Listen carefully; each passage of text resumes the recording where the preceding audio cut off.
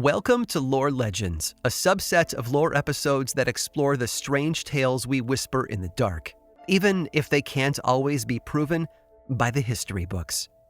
So if you're ready, let's begin.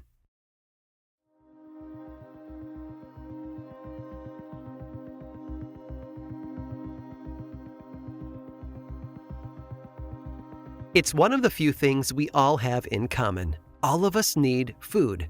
And we have for as long as we've been walking around on this planet. Of course, food can serve all sorts of purposes. For a lot of folks, it can be a source of comfort, offering an oasis at the end of a difficult day like a messy plate of tacos, or soothing our aching bodies like a steaming bowl of chicken noodle soup. But food isn't always sugar and spice and everything nice. It can have a sinister side as well. All throughout the pages of history are alternate examples of the stuff we eat, where items usually seen as positive have been transformed into something darker. Just look at the story of Hansel and Gretel, where two young children are abandoned in the woods and stumble upon a house, but one that isn't exactly a shelter. It's a trap, where food is used by an old witch to lure children in and fatten them up so that she can cook and eat them. Then there's the poison apple that puts Snow White into what can only be described as a glass-enclosed coma. And there's more. From the gingerbread man to Goldilocks and the Three Bears, it seems that food has always been a key ingredient in so many of the legends and lore we know so well. And like I said before, that makes sense. Food has the power to unite us, but it can also tear us apart. Food can give, and it can take away. In fact, if the legends are true, that's where the darkest stories can be found. Because it seems that whenever food is stolen, bad things are just around the corner. I'm Aaron Mahnke, and this is Lore Legends.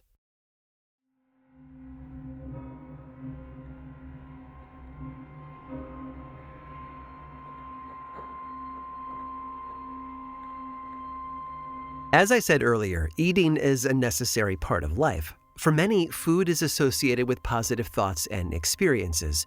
We might eat turkey at Thanksgiving and remember a time when the family was once all together. A certain flavor of birthday cake might take us all the way back to our childhood. Family recipes, favorite meals, you get the idea. But food in folklore, specifically fairy folklore, is quite different. It doesn't always bring comfort or joy. In fact, many stories throughout history have portrayed food as something painful or punishing, such as the Irish legend of the fairy dance. According to the tale, a beautiful young Irish girl slipped and fell. When she looked up at her surroundings, she realized that she had been transported to someplace else entirely. She noticed several people gathered around a bonfire in the distance, so she stood up and hurried off to investigate. Upon her arrival, an equally attractive young prince approached her and asked her to dance. Now, if this had been a movie, the music would have suddenly crescendoed around them as they circled the fire, lighter than air. They danced for what seemed like forever, until everyone and everything disappeared around them. Afterward, the prince asked the young woman to supper, leading her down a flight of stairs that took them underground. The steps ended at a beautiful ornate hall with a large table in the center covered in delicious foods and wine. The woman took a seat at the table, and everyone else who was there encouraged her to eat and drink her fill. It was all so tasty and satisfying. The prince even handed her a golden cup of wine, which she accepted and lifted to her lips.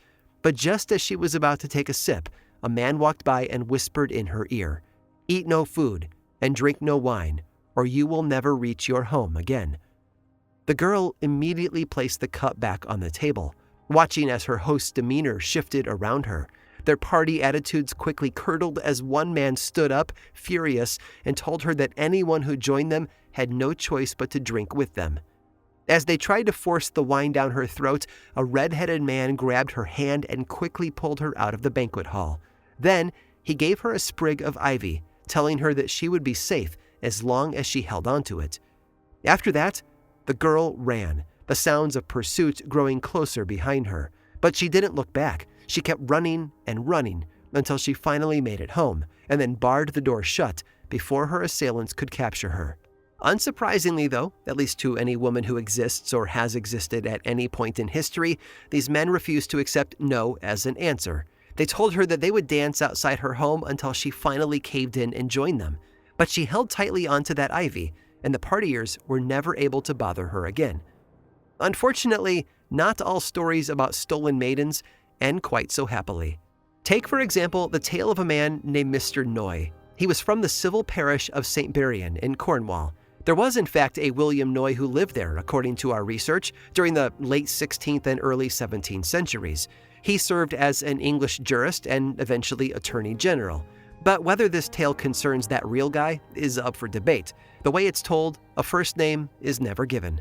One day, Mr. Noy was helping his neighbors with their harvest. It got late, and after the sun had set, he packed up and headed home. Unfortunately, he never made it. No one saw Mr. Noy for several days, and as the community grew increasingly worried, they began organizing search parties to try and find him. Some luck was had on the third day, though, when his horse and his dogs were discovered, but Mr. Noy himself was nowhere to be found. But those dogs led the search party on a trek through ancient brambles until they reached a cluster of old trees and a set of ruins that none of them had ever laid eyes on before. And it didn't take long before they found their missing man.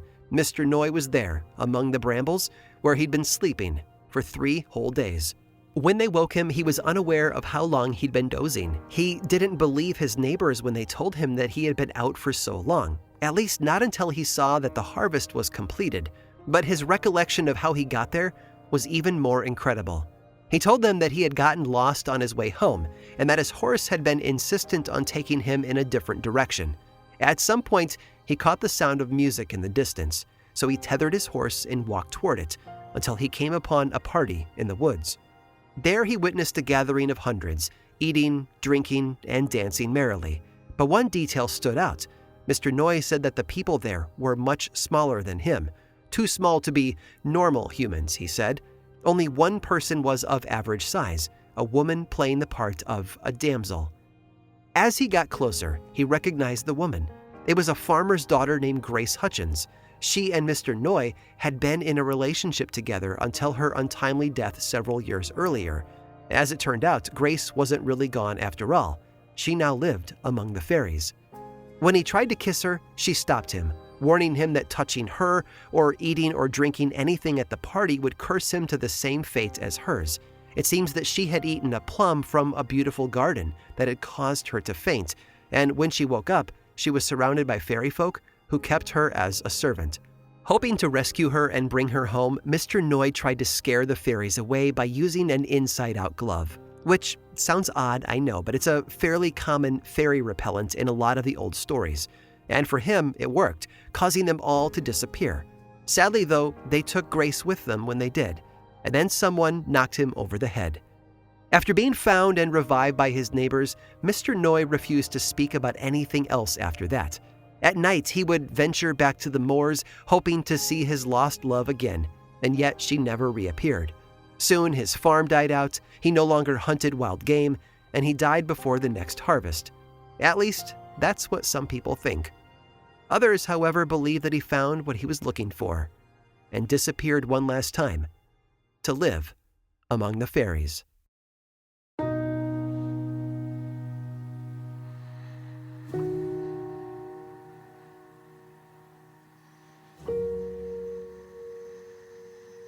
When it's not acting as a trap, food can be a blessing. In many cultures, that's a feature that's meant to be experienced in a group by sharing with loved ones. But what happens when those family members and friends are no longer with us? After all, the dead can't eat, can they? Many of us, especially those of us with kids who love Disney movies, are familiar with Dia de los Muertos, the Day of the Dead. But I don't think a lot of people understand just how ancient it really is. It's a tradition that started life in Mexico and South America as an indigenous pre-Hispanic death ritual. In fact, a number of indigenous groups, including the Aztec and the Maya, honor their dead on certain days. Then, after the Spanish conquest of Latin America, those traditions slowly combined with the Catholic All Saints' Day, which takes place on November 1st, and All Souls' Day, which takes place on November 2nd. Over the centuries, those 2 days have become treasured holidays for Latin Americans all around the world. But it's important to remember that this is a celebration of life, not death. Dia de los Muertos is a way for the spirits of those who have been lost to visit the living. They are welcomed with open arms and an open kitchen. After all, the fastest way to a spirit's heart is through their stomach. I think. Maybe. Families build altars called ofrendas in honor of the spirits of the deceased. These ofrendas are adorned with photos of loved ones who have passed on, along with items that are personally or spiritually significant. And food. Always food. Now, the most traditional treat left on the ofrenda is known as pan de muerto, or the bread of the dead. It's a sweet bread flavored with orange and anise that's often decorated with bone-shaped pieces of dough. It's symbolic of a few things, too. It represents the living family's generosity, and it acts as a gift from the earth itself. But pan de muerto is only one type of offering. Others can include bottles of alcohol, tamales, and dishes once loved by the dead. Much of the time, the food and drink is consumed by the living as a gesture to honor them. Although, for those who believe that the spirits consume the food first, that meal is thought to contain no real nutritional value. But Latin America isn't the only place where the dead dine among the living. If you were to travel a ways north during the 19th century, you might have found people sipping wine and enjoying meals in cemeteries all over North America. In fact, cemetery picnics were a hot trend. But the reasons were not all that macabre. For one, many American cities lacked public parks. Cemeteries were about as close as folks could get to enjoying nature, just, with dead bodies resting 6 feet below. Couples there could promenade arm in arm and socialize with others they bumped into as well. Of course, cemeteries became social gathering places for other reasons that were darker than a simple day outside. Illness took a lot of lives back then, including yellow fever, tuberculosis, and just the general results of poor medical knowledge. Women often tragically died while giving birth, and many of those children who survived would never live to see adulthood. Because of all that loss, cemeteries weren't just serene places. They held special meaning for families who had lost loved ones unexpectedly. In fact, it wasn't uncommon to see Thanksgiving dinner being held at the grave of a departed relative. And while some people considered cemetery picnics to be uncivilized and gruesome, that didn't stop the trend from picking up steam. The truth was, a whole lot of people were looking for ways to honor lost loved ones in a manner that brought everyone together and celebrated their lives. As the years progressed, though, things started to change, for the better. For one, mortality rates dropped, medical care improved, and both mothers and their children lived much longer. And the number of public parks also grew, so many towns and cities soon had specific areas for people to get out and enjoy nature. No longer did people have to spread out a blanket beside a gravestone if they wanted to enjoy lunch in public. By the 1920s, the trend of cemetery picnics, if you'll pardon the pun, had simply died out. Today, many cemeteries actually prohibit picnicking on their grounds, claiming that they're worried about litter and other nuisances. But there are still burial grounds out there today that allow a person to crack open a bottle of wine and a basket of sandwiches if a traditional picnic seems a bit too vanilla for them. As long as folks are respectful, I don't see how the dead would mind breaking bread with the living. Try it sometime. I often took my kids to the local graveyard when they were little, and we sometimes brought food for a summer meal. It can be relaxing to eat under those large trees, and the quiet is almost therapeutic. Try it sometime for yourself. Just be sure to bring enough to share.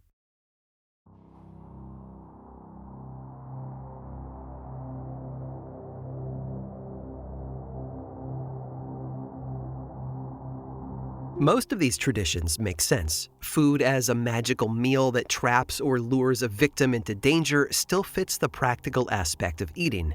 And so to a degree does the concept of dining with the dead. But one bit of folklore shifts food in a whole different direction. It acted as a fortune teller.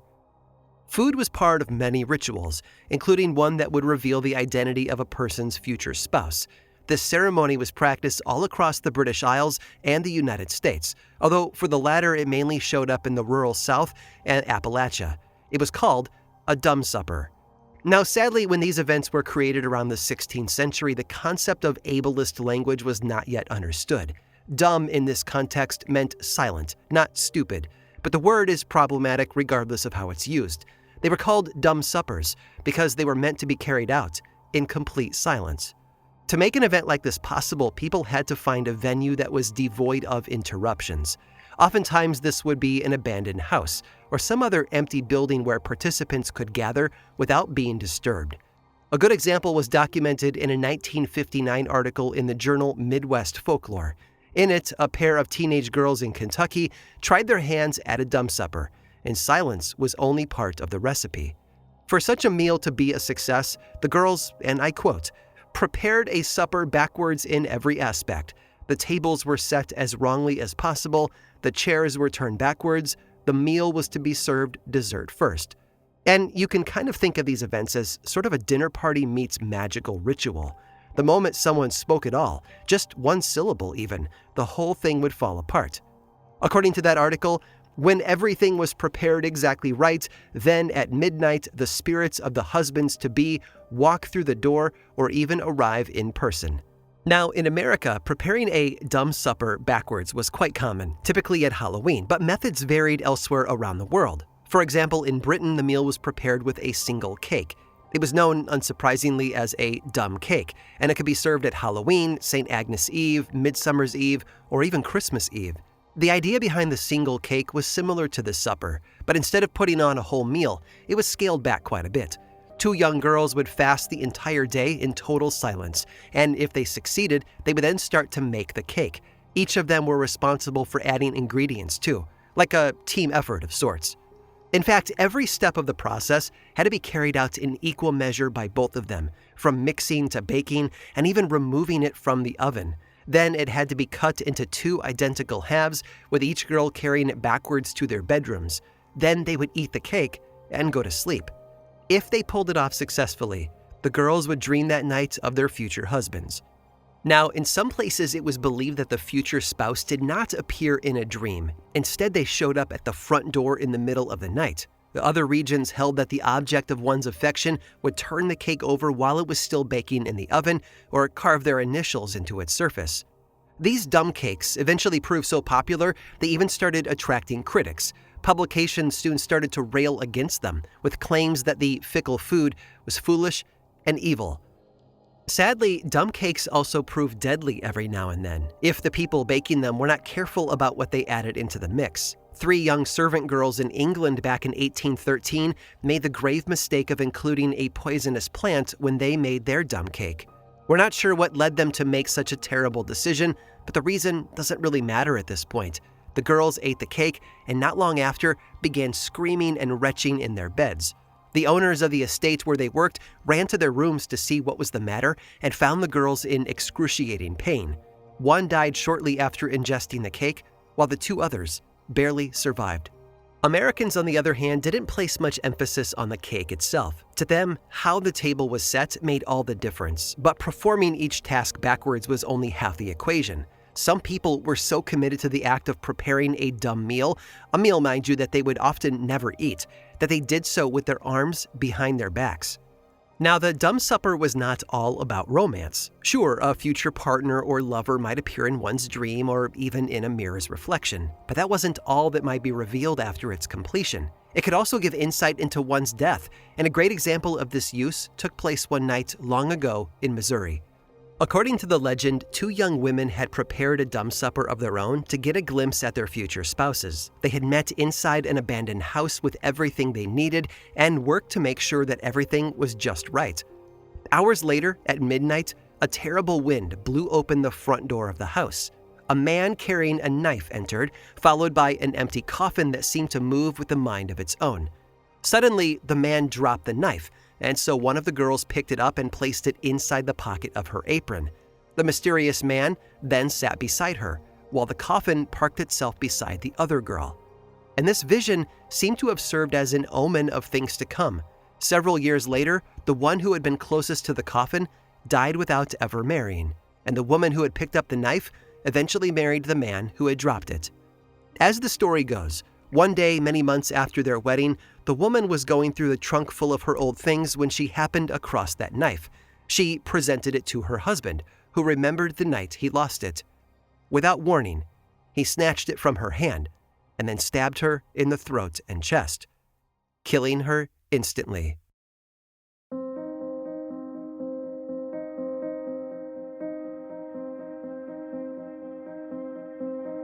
It's hard to deny the power of food. From life-giving sustenance to markers of significant events, it's been a companion to humanity since the dawn of time. So it's honestly no surprise at all that the things we eat have attracted some folklore of their own. Of course, the branches of stories that highlight food's flexibility the most is probably the fortune-telling aspect. And while England and America seems to have loved their backward meals and special cakes, folks in Ireland had a much more simple way of divining the future with food. All it took was an apple and a mirror. Here's how it worked. At midnight on Halloween, a young man or woman would peel an apple while looking at their reflection in the mirror. And sure enough, they would see their future spouse peering over their shoulder. It sounds innocent enough, right? Well, as you've probably guessed by now, this little custom did not always yield such fortunate results. According to one story, a young lady named McDonough, hoping to see her future husband, took an apple into a darkened room at the appointed time. She stood before the mirror inside and peeled the fruit, expecting to see the man that she would marry one day in its reflection. And she did. All was well, until one day about 2 months later, as McDonough was on her way home from town. She looked up and there he was, the man from the mirror, now standing before her. But the sight of him frightened her. Not him exactly, but his arrival. It seems that the stories had been true. She had actually caught a glimpse of her future husband, and now here he was, as though fate had destined them to be together. But the shock was enough to cause her to faint. She fell unconscious in the middle of the road, and, as the legend goes, she never woke up. McDonough died 3 months later without so much as a hello from the man of her dreams. Another story out of Ireland involved 2 women named Peg and Etna. They wanted to see who they'd eventually marry, so they peeled an apple in front of a mirror. But their individual personalities played a role in what happened next. Etna, you see, was a gentle soul, while Peg was something of a wild child. When Peg demanded to go first, kind Etna gladly let her. And as expected, the man's face soon appeared in the reflection, a face that was accompanied by wicked laughter. The next day, when the owner of that face appeared on their doorstep, Peg didn't think twice and jumped into his arms. They decided they would get married immediately and then run away to start new lives together. That night, the man returned to their home and knocked on the door. Peg was still preparing for her big day, so Etna answered the door instead. She greeted him before pointing her gaze toward the floor. And that's when Etna noticed something odd. Her friend's new suitor wasn't wearing any shoes. In fact, he lacked feet entirely. All she saw was a pair of cloven hooves. Peg's new man was the devil himself. Etna quickly ran to her friend and told her what she had seen, and just like that, the wedding was off. But the damage of starting a relationship with the devil was already done, because Peg's situation never truly recovered. She got sick soon after that night, and then went on to lead a quiet, lonely life. And of course, she became a cautionary tale for other girls and boys looking to have some fun on Halloween night. It seems that, if the legend is true, an apple a day won't keep the devil away.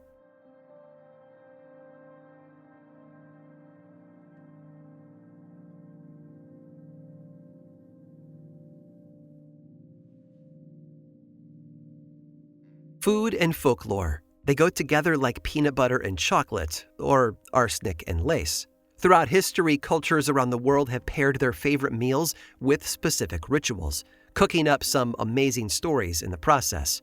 But I haven't emptied the pantry just yet.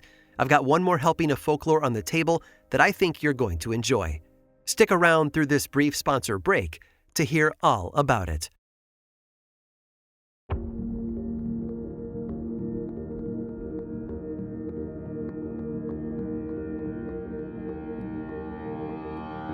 Most folklore regarding food covers the what and the why. It explains the reason for eating that special food and prescribes the exact ingredients and dinner setting. But one avenue we haven't explored yet is where. According to one story, there once was a man from Louisiana named Pierre-Antoine Jourdan.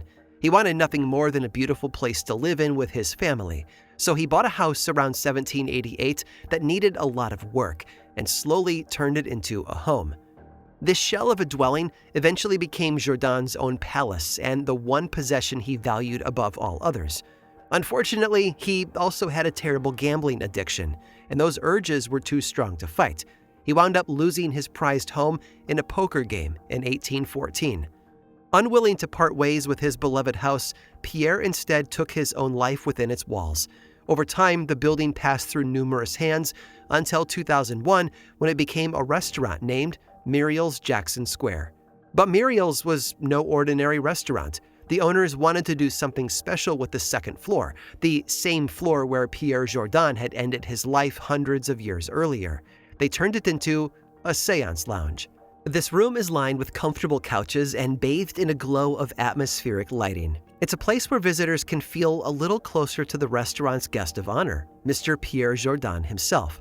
According to the venue's website, and I quote, "Patrons and employees of Muriel's have reported seeing the sudden shattering of glasses and objects moving around the room and hearing unidentified voices on the second floor." And while Pierre isn't the only spirit present at Muriel's, he's certainly the most famous. Those who have seen him have noticed a sparkling light floating around the lounge. Heck, he's such a celebrity there that he even has his own table, complete with a glass of wine and some bread, laid out fresh each night. As for the other ghosts, one has been known to occasionally throw glasses across the room. The reason is a mystery, but perhaps the spirit is upset they haven't been given the same red carpet treatment as Pierre. Over the years, paranormal investigators have noted female voices emanating from nowhere, even when no other people were around. And another common experience is the sound of knocking on the lounge's brick wall. It seems the restaurant is active, whether it's open for business or not. But despite the clear presence of restless spirits, one bit of good news is that no one has ever felt threatened at Muriel's. It's a similar situation to those cemetery picnics of old. It's just another way for the living and the dead to sit down and share a meal.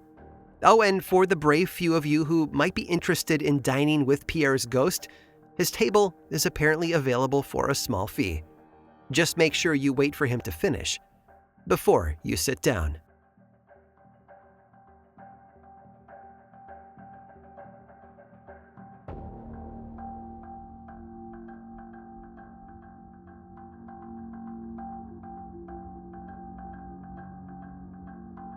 This episode of Lore Legends was produced by me, Aaron Mahnke, with writing by me and Harry Marks and research by Alex Robinson. Don't like hearing the ads? I've got a solution. There's a paid version of Lore on Apple Podcasts and Patreon that is 100% ad-free. Plus, subscribers get weekly mini episodes called Lore Bites. It's a bargain for all that ad-free storytelling and a great way to support this show and the team behind it. Lore is much more than just a podcast. There's the book series available in bookstores and online, and 2 seasons of the television show on Amazon Prime Video. Information about all of that and more is available over at lorepodcast.com.